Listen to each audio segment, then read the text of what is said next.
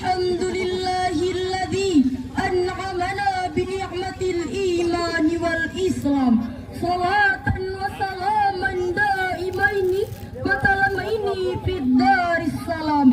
Amma ba'du. Dewan Hakim yang kami muliakan, hadirin sebangsa dan setanah air yang kami banggakan. Multatuli mengibaratkan bumi Indonesia laksana jamrut yang berada di dataran Khatulistiwa. Quraisy Hab juga mengibaratkan tanah Indonesia laksana sekeping tanah surga yang dihamparkan di persada Nusantara. Dua ungkapan tersebut menggambarkan betapa indah dan hebatnya sumber daya alam yang kita miliki. Kita negara kaya, sumber daya kita potensial, tanah kita pun subur. Namun kenyataannya masih banyak rakyat yang berada di bawah garis kemiskinan, kekurangan gizi, pelajar putus, bahkan rakyat mati menderita kelaparan.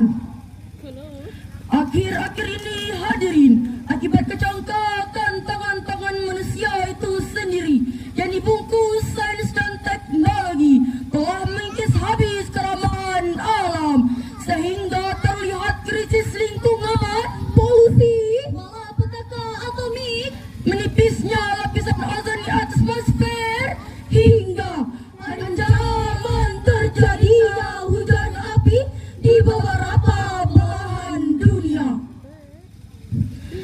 Fenomena tersebut hadirin jelaslah menandakan ketidakharmonisan hubungan manusia dengan alam raya, sehingga dirasa oleh manusia itu sendiri. Sebab if the habitat was stored will give function, but if not it will make destroy. Jika lingkungan alam dipelihara, maka akan berdaya guna. Tetapi jika lingkungan alam dibiarkan, maka akan menimbulkan bencana. Demikianlah ungkapan Edward Buckle dalam History of Civilization in England.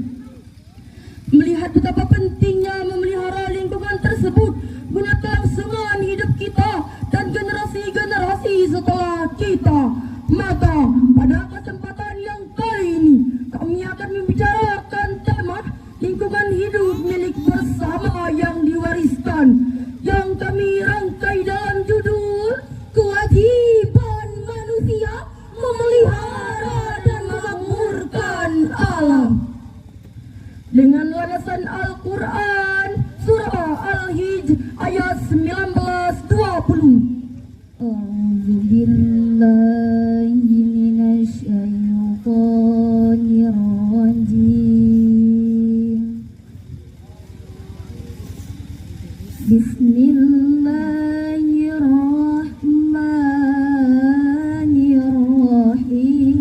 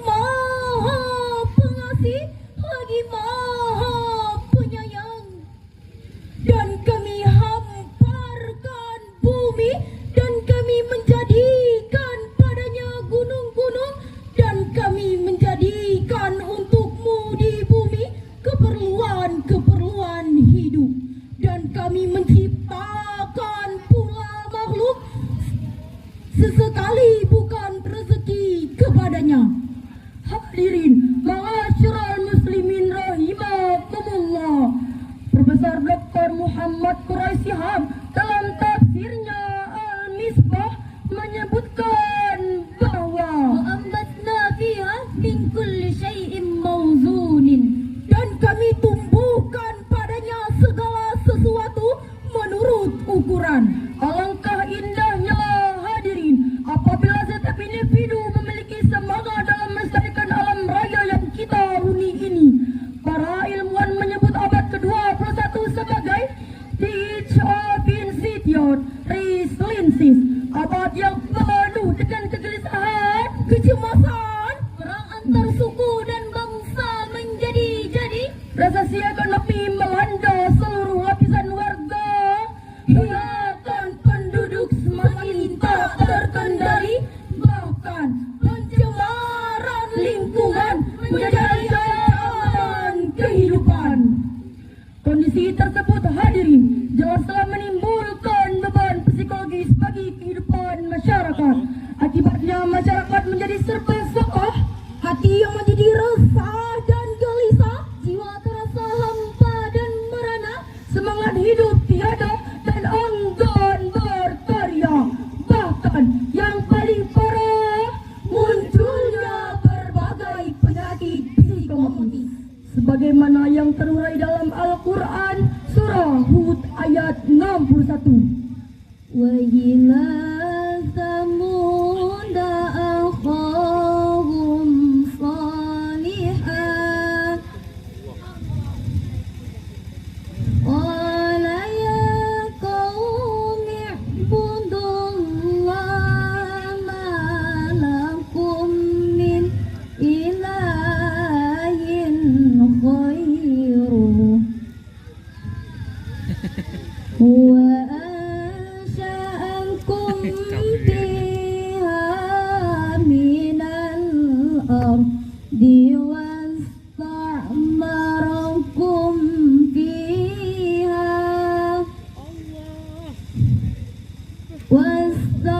واستعمركم فيها فاستغفروه ثم توبوا إليه إن ربي قريب مجيب.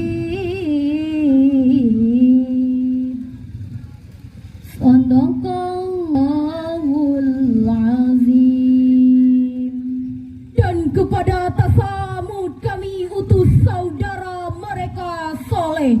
Soleh berkata, hai kaumku, sembahlah Allah, sekali-kali tidak ada Tuhan selain Dia. Dia yang telah menciptakan kamu dari bumi dan tanah dan menjadikan kamu pemakmurnya. Karena itu mohon ampunnya dan bertobatlah kepadanya dan berdoalah kepadanya. Sesungguhnya Tuhanku amat dekat rahmatnya, lagi memperkenankan doa hambanya. Maha benar Allah dengan segala firman-Nya. Hadirin, ma'asyiral muslimin rahimakumullah. Demikianlah firman Allah yang telah menginformasikan kepada kita bahwa manusia diciptakan dari tanah dan ditugasi untuk memakmurkan bumi. Lalu, bagaimanakah tugas kita sebagai warga negara di muka bumi ini?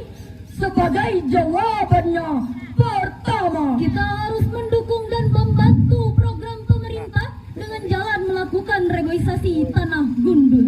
dan kedua, kita syukuri alam sebagai nikmat Allah Subhanahu wa Ta'ala dengan cara memakmurnya agar kita disyukuri oleh Allah Subhanahu wa Ta'ala. Hadirin, perlu diketahui bahwa orang pintar tapi salah tidak soleh. Tidak mungkin untuk memakmurkan alam. Semangat hidup tiada dan enggan berkarya. Akibatnya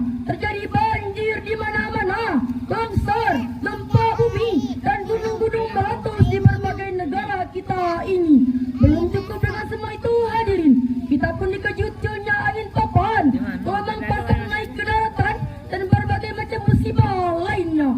Mengapa demikian? ABG ada melantunkan. Barangkali di sana ada jawabnya. Mengapa di tanahku terjadi bencana? Mungkin Tuhan mulai bosan melihat tingkah kita yang selalu salah dan bangga dengan dosa-dosa. Demikianlah Syarhil Quran kami yang dapat kami simpulkan bahwa alam akan berdaya guna jika dipelihara dan akan menimbulkan petaka jika dirusak. Oleh karena itu hadirin, marilah kita kelola dengan baik alam kita sehingga manfaatnya bisa kita rasakan sekarang, nanti dan masa-masa yang akan datang. Bunga mawar bunga melati, Hidup seorang tanpa kekasih. Cukup sekian Syarhil Quran kami. Sekian.